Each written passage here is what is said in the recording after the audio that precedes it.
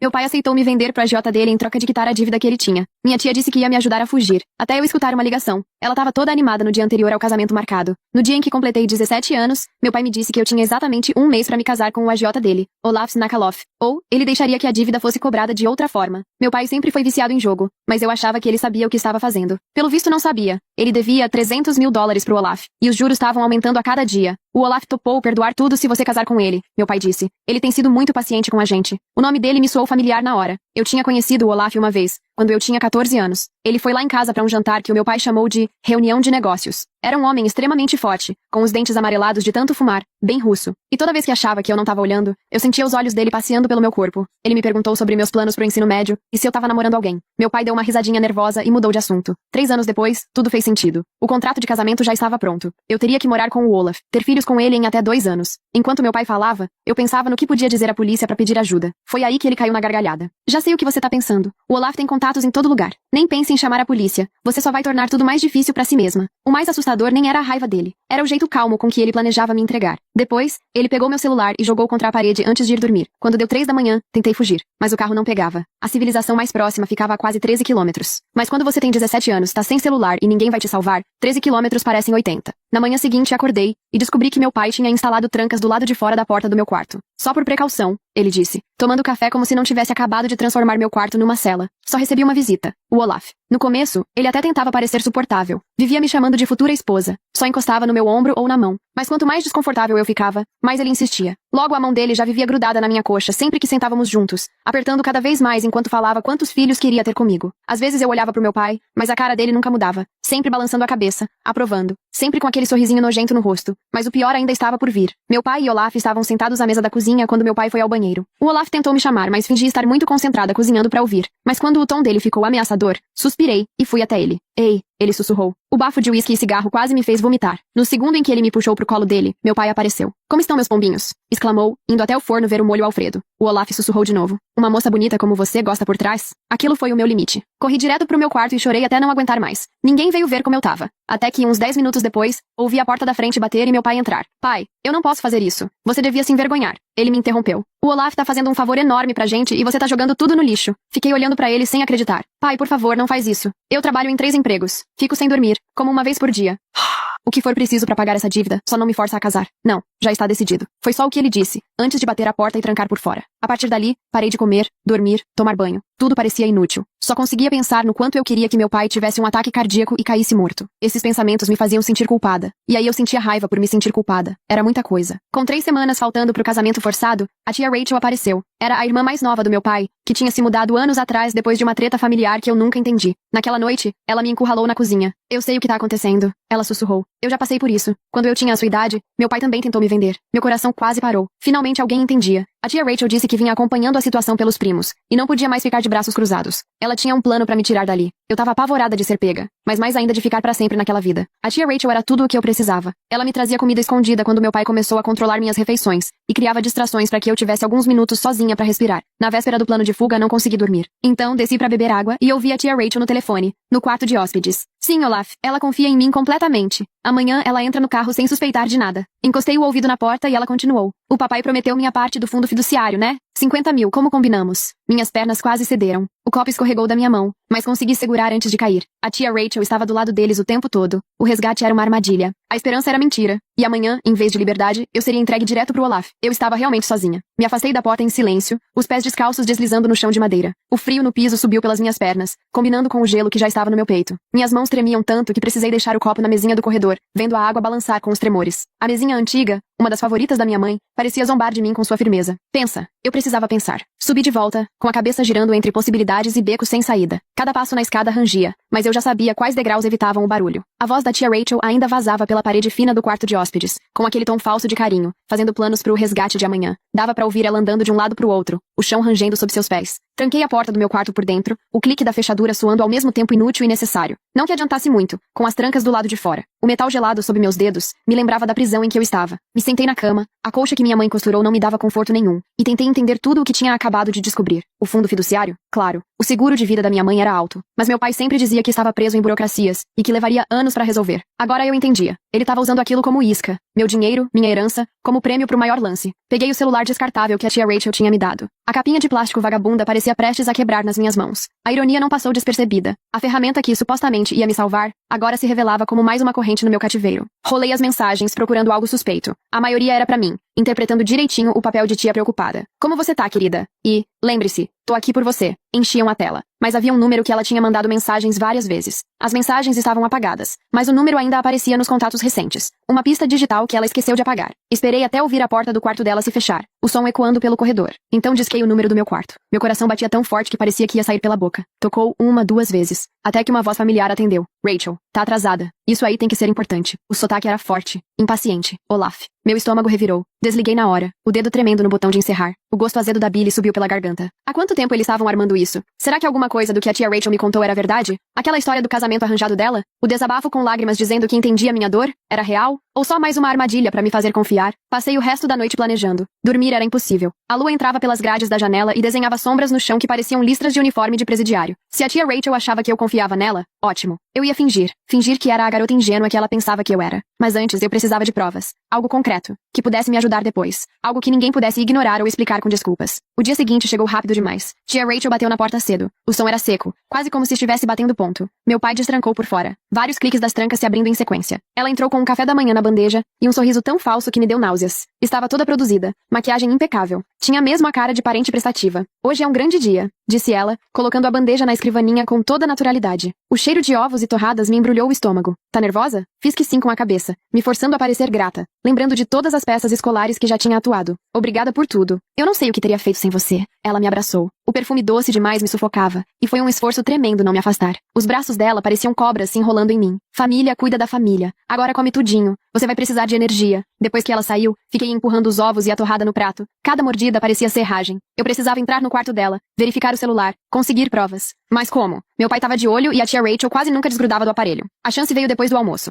A tia Rachel foi tomar banho. A água do chuveiro alta o bastante para abafar qualquer ruído. E meu pai estava no telefone com alguém. Provavelmente o Olaf, falando de horários e trajetos. A voz dele vinha do escritório. Entrei no quarto de hóspedes e achei o celular dela no criado mudo, carregando. Sem senha. Descuido? Ou talvez ela estivesse tão confiante que achava que eu não teria coragem. Fui direto nas fotos e comecei a tirar fotos com meu celular descartável, as mãos tremendo, tentando registrar tudo o mais rápido possível. Conversas com o Olaf discutindo meu valor e meu estado. Transferências bancárias do meu pai, vários pagamentos que, somados, ultrapassavam tudo o que eu imaginava. Uma foto dos papéis do fundo fiduciário, com os valores circulados com caneta vermelha. $50 mil. Era mesmo a parte dela no acordo. Mas tinha mais coisa. Descobri que ela também devia dinheiro. Dívidas de jogo, igualzinho ao meu pai. Pra gente com nomes russos que eu nem sabia pronunciar. A fruta não cai longe do pé nessa família. Print atrás de print. Construindo meu dossiê. Achou o que tava procurando? Me virei num pulo. Meu coração parou. Tia Rachel estava na porta, enrolada numa toalha, o cabelo ainda pingando no chão de madeira. O rosto dela calmo, quase debochado. Eu só... Poupe seu fôlego. Ela entrou no quarto e fechou a porta devagar, de propósito. Você me ouviu no telefone ontem à noite, não foi? Não adiantava mentir. Assenti, levantando o queixo em desafio. Ela suspirou e sentou na cama, ajeitando a toalha como se nada tivesse acontecido. Você não entende a situação toda. Eu e seu pai não somos pessoas ruins. Só estamos desesperados. As pessoas para quem devemos dinheiro não aceitam desculpas ou parcelamento. E o Olaf, ele não é tão terrível quanto você pensa. Ele vai cuidar de você. Ele tem 43 anos. Retruquei. Minha voz mais firme do que eu esperava. E quer me usar como uma fábrica de filhos. Disse pro meu pai que quer pelo menos 4. Muitas mulheres se casam com homens mais velhos e são felizes. Ela disse, como se estivéssemos falando sobre previsão do tempo. E não sobre a minha vida. Você vai ter uma casa bonita. Dinheiro. Segurança. Empregados para ajudar com as crianças. Isso é mais do que muita gente tem. Isso é uma prisão. Rebati. Uma gaiola de ouro ainda é uma gaiola. E essas crianças seriam criadas dentro da mesma cela. O rosto dela endureceu. A máscara de tia amorosa caiu de vez. Não importa o que você pensa. Amanhã você vai entrar naquela gaiola. Aquele carro comigo? A gente vai direto pra casa do Olaf. Nada de rodoviária. Você pode ir por bem ou por mal. O que seria o por mal? Perguntei. Ela sorriu. Um sorriso cruel, mostrando os dentes como uma predadora. O Olaf tem um amigo médico que pode receitar uns remedinhos bem úteis. Você ficaria surpresa com o quanto as pessoas ficam obedientes com o coquetel certo. Um pouquinho no suco de laranja e você assina os papéis do casamento até sorrindo. Meus ossos gelaram. Eles estavam dispostos a me dopar, se fosse necessário. Me transformar numa marionete. Agora, ela continuou, se levantando e vindo até mim. Me dá esse celular. O jogo acabou. Entreguei. Mas ela não sabia que eu já tinha mandado todas as fotos para outro número. O antigo e-mail do tio Brian, que eu lembrava dos cartões de aniversário. Ele era irmão mais velho do meu pai, técnico jurídico, morava em outro estado. A gente não se falava há anos, mas eu torcia para ele ainda usar aquele e-mail. Escrevi uma mensagem desesperada. Tio Brian, o pai tá tentando me vender para pagar dívidas de jogo. Por favor, me ajude. Provas em anexo. Boa menina, disse tia Rachel, com aquele tom de superioridade nojento. Agora vai pro seu quarto. A gente sai às 9 da manhã. E nem pense em fazer nenhuma besteira ser essa noite. O Olaf colocou gente vigiando a casa. Aquele jantar foi sufocante. A presença do Olaf deixava o ar pesado, como uma nuvem tóxica. Ele se sentou do meu lado, com a mão na minha perna embaixo da mesa. Os dedos grossos e possessivos, apertando de tempos em tempos para me lembrar que eu era dele. Meu pai e tia Rachel conversavam sobre o passado, rindo de histórias da infância, como se não estivessem planejando me entregar como pagamento no dia seguinte. Tá quietinha hoje, passarinha, disse Olaf, apertando meu joelho com tanta força que deixou roxo. O hálito dele fedia a vinho e charuto. Ansiosa pra amanhã? Ela já sabe, comentou tia Rachel casualmente, cortando o bife com movimentos precisos. Me ouviu no telefone? O garfo do meu pai caiu no prato com um barulho seco, quebrando o silêncio que tomou conta da sala. O quê? Tá tudo bem, garantiu ela, acenando com a faca de forma despreocupada. Já conversamos. Agora ela entende a situação. Não é Aria. A pressão da mão de Olaf no meu joelho aumentou, me arrancando um gemido abafado. Mordi o lábio para não gritar. Aquilo mudava tudo. Talvez a gente devesse adiantar o cronograma. Fazer a cerimônia hoje mesmo, sugeriu ele. Não, respondeu tia Rachel firme. Vamos manter o plano. Já tem muita coisa organizada. Ela não vai fugir esta noite. Ela me olhou com aqueles olhos frios. Vai? Balancei a cabeça, sem confiar na minha voz. Depois do jantar, eles colocaram mais trancas na minha porta. Ouvi o barulho da furadeira até depois da meia-noite. O som da minha prisão sendo reforçada. Metal contra madeira, selando meu destino. Nada mais de ir ao banheiro sozinha. Nada mais de fingimentos. Até as paredes pareciam estar me esmagando. Fiquei deitada, encarando o teto onde um dia colei estrelas que brilham no escuro com a minha mãe. A maioria já tinha caído com o tempo, sobrando só uns pontinhos fracos de luz. Amanhã, eles iam me levar para casa do Olaf. O casamento ia acontecer, eu querendo ou não. A não ser que o tio Brian tivesse lido minha mensagem. A não ser que ele acreditasse em mim. A não ser que se importasse o bastante para me ajudar. Mas eram muitos se, muita coisa fora do meu controle. O dia amanheceu rápido demais. O céu cinzento e pesado. Às 8, tia Rachel destrancou minha porta. Já vestida, com um blazer azul marinho que a fazia parecer uma profissional de confiança. Vai tomar banho e colocar isso, disse ela me entregando um vestido num cabide com capa. Quero você arrumada pra viagem. Obedeci, me movendo como uma máquina. O chuveiro tava morno, a água fraca. O vestido era branco, até os joelhos, com rendinha delicada na gola. Algo que uma noiva usaria num jantar de ensaio. A ironia me deu náuseas. Estavam me vestindo pro meu próprio funeral. Lá embaixo, meu pai andava de um lado pro outro na cozinha, os passos formando um ritmo inquieto. Talvez a gente devesse fazer aqui mesmo, ele dizia ao Olaf. O juiz Morrison me deve um favor. Pra que arriscar a viagem? Porque quero que seja feito do jeito certo, respondeu Olaf, sem dar brecha pra discussão. Na minha casa com as minhas testemunhas. Oficial, legal, irreversível. A menina já sabe do plano, argumentou meu pai, passando a mão pelo cabelo ralo. E se ela tentar alguma coisa? A gente lida com isso, disse Olaf, dando de ombros enquanto mexia no celular. Tenho homens espalhados pelo caminho. Ela não vai longe se tentar correr. E se tentar pedir ajuda? Ele deixou a ameaça no ar. Meu estômago virou. Mesmo que eu conseguisse sair do carro, iam me pegar. Não era mais só meu pai, minha tia e o Olaf. Era uma operação. Tia Rachel apareceu com café e torradas, fingindo ser a anfitriã perfeita. Come alguma coisa. A viagem é longa. Você não vai querer passar mal no carro. Forcei alguns pedaços. A garganta apertada. A torrada seca, arranhando enquanto descia. Pelo vidro da cozinha, dava pra ver o carro alugado da tia Rachel na garagem. Um sedã prata. Um carro comum demais pra um propósito tão horrível. Ninguém suspeitaria de nada. Hora de ir, anunciou Olaf, às 9 em ponto, olhando o relógio. Ele agarrou meu braço, os dedos apertando forte, por cima dos machucados da noite anterior. Você vai com a Rachel. Eu vou atrás. Algum problema? Tenta fugir ou pedir socorro e as coisas vão ficar bem desagradáveis. Entendeu? Assenti, sentindo o peso da ameaça. Fala, ele exigiu, me sacudindo um pouco. Entendi. Boa garota. Soltou meu braço e me deu um beijo na testa. Os lábios molhados deixaram uma marca que eu queria arrancar da pele. Lutei pra não vomitar. A caminhada até o carro parecia um cortejo fúnebre. Cada passo me levava mais longe de qualquer chance de resgate. Meu pai ficou na varanda, olhando, sem se despedir, sem pedir desculpas, sem mostrar sinal do homem que me empurrava no balanço do parquinho. Só aquele sorriso satisfeito, já contando o dinheiro. Tia Rachel ligou o motor enquanto eu afivelava o cinto. O clique soou como uma porta de cela. A SUV preta do Olaf saiu logo atrás de nós, colado. Fiquei vendo minha casa sumir pelo espelho retrovisor, o lugar onde minha mãe lia histórias pra eu dormir, me perguntando se algum dia voltaria a ver aquilo. 2 horinhas de viagem, disse tia Rachel, pegando a estrada principal, as mãos firmes no volante. Segura, experiente. Podemos ouvir música se quiser, pra tornar isso mais agradável. Não respondi. Só observei as ruas conhecidas passando pela janela. O parque onde minha mãe me levava, agora vazio naquela manhã fria. A biblioteca onde eu passava tardes inteiras, fugindo pra outros mundos. Mundos que agora pareciam perdidos pra sempre. 20 minutos depois, o celular da tia Rachel tocou. Ela atendeu no Bluetooth, os alto-falantes do carro chiando. Ryan?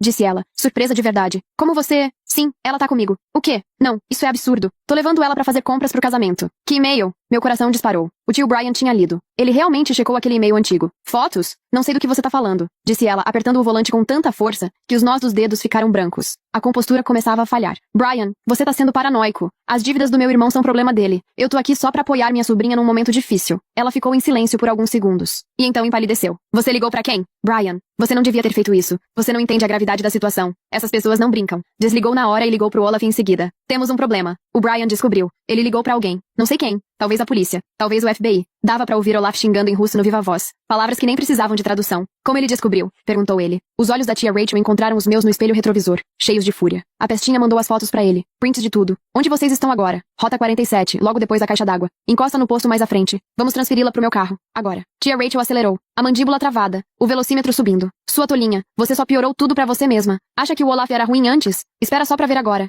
Vi o posto de gasolina se aproximando. Os letreiros brilhantes prometiam uma normalidade que não existia mais pra mim. Meu cérebro trabalhava a mil. Se eu entrasse no carro do Olaf, minhas chances iam pra zero. Tinha que agir. Agora. Quando tia Rachel reduziu pra virar, soltei o cinto. O clique foi alto no silêncio tenso. Nem pense nisso, ela disse, esticando o braço pra me segurar. Mas eu já tava me movendo. Assim que o carro parou, abri a porta e disparei. O asfalto machucava meus pés com aqueles sapatos finos, mas eu não ligava. Ouvi os gritos dela atrás de mim, portas do SUV do Olaf batendo com força, mas não olhei pra trás. Corri em direção à loja de conveniência do posto, torcendo pra encontrar testemunhas, ajuda, qualquer coisa. Meu vestido se enroscava nas pernas, me atrapalhando. Mas o Olaf era mais rápido do que seu tamanho sugeria. Me alcançou antes que eu chegasse à porta, passou o braço pela minha cintura e me ergueu do chão como se eu não pesasse nada. Garota idiota, ele sibilou no meu ouvido, o bafo quente e azedo. Agora você me irritou. Vai aprender a ter respeito. Ele me arrastou de volta pro SUV, enquanto eu chutava e gritava, minha voz ficando rouca. Algumas pessoas olharam dos postos de gasolina, mas ninguém interveio. Só mais uma briga familiar, na cabeça deles. Não era problema deles. Teve até quem virasse o rosto de propósito. Foi aí que eu ouvi as sirenes.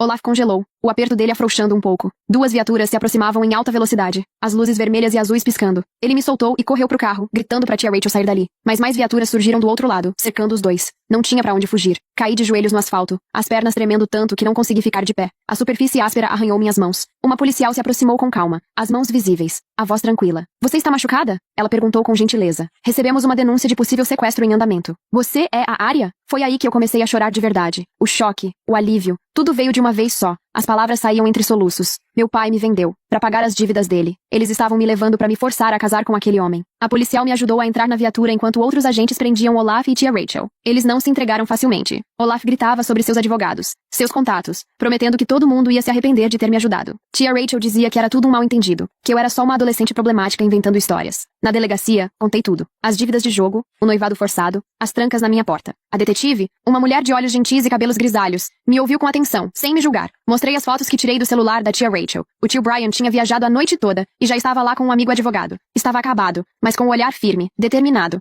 Vi seu e-mail à meia-noite, ele disse, me abraçando forte. Tinha cheiro de café e segurança. Me desculpa, eu devia ter procurado você depois que sua mãe faleceu. Eu sabia que seu pai tinha problemas, mas nunca imaginei que chegaria a esse ponto. A advogada, uma mulher chamada Sarah Chen, sentou com a gente. Ela tinha uma presença serena, que me fazia me sentir protegida. As provas são sólidas. Conspiração para casamento forçado, cárcere privado, tentativa de tráfico humano. Eles vão ficar presos por muito tempo. E meu pai? Perguntei. Já tem um mandado de prisão contra ele. Vão encontrá-lo. E encontraram. 3 horas depois. Tentando fugir pro Canadá com uma mala cheia de dinheiro. Descobriram que ele vinha desviando dinheiro do próprio Olaf há meses. Estava planejando escapar assim que o casamento fosse consumado. A traição era ainda mais profunda do que eu sabia. Os dias seguintes passaram num borrão. Depoimentos, documentos, audiências. Fiquei sabendo mais sobre o envolvimento da tia Rachel. Aquela história de que ela tinha fugido de um casamento arranjado? Pura invenção. Ela tinha perdido a herança apostando online. Devia dinheiro pra gente perigosa. Quando soube da situação do meu pai por fofoca de família, vi uma oportunidade. Me convencer a confiar nela, me entregar ao Olaf e receber sua comissão. E o pior, não era a primeira vez que ela fazia isso. Era só a primeira vez que deu errado. O julgamento foi rápido. Olaf pegou 15 anos por tentativa de tráfico e conspiração. Tia Rachel foi condenada a 10 anos. Meu pai recebeu 12 anos. Mais tempo adicional por crimes financeiros descobertos durante a investigação. Durante o julgamento, morei com o tio Brian.